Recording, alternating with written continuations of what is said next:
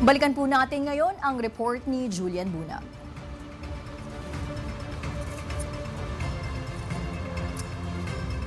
Ma'am Julian?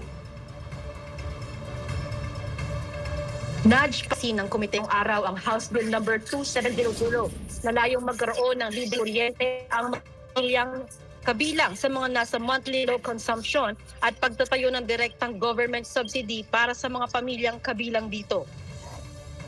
Masusing tinalakay ng Committee on Energy ngayong araw ang House Bill number 2700 na inihain ni House Majority Leader Sandro Marcos. Sa ilalim ng panukalang batas na ito, ang mga pasok sa kwalipikadong sambahayan na ang karaniwang kuryente na buwanang kinukonsumo sa loob ng nakaraang 3 buwan ay hindi lalagpas sa 135 kilowatts per hour o kung ang kanyang monthly bill ay hindi lalagpas sa 2,000 pisong konsumo ng kuryente na sinertipika ng Energy Regulatory Commission at Department of Energy na alinsunod sa implementing rules and regulations nito.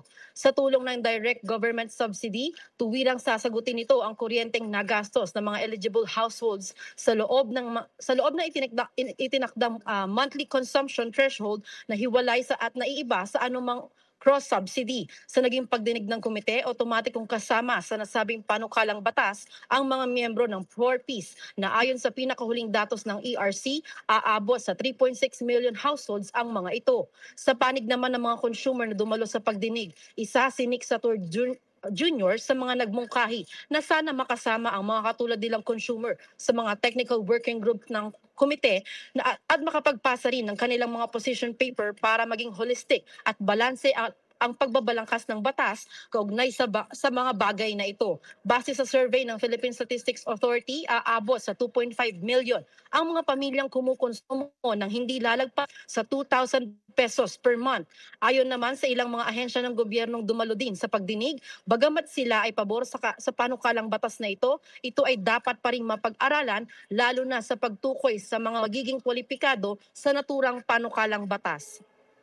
Kasama rin sa mga tinalakay ng komite ang House Bill number 2704 na akda rin mismo ni House Majority Floor Leader Sandro Marcos na layo namang magtayo ng Renewable Energy Industry Training Center sa Bangi sa probinsya ng Ilocos Norte.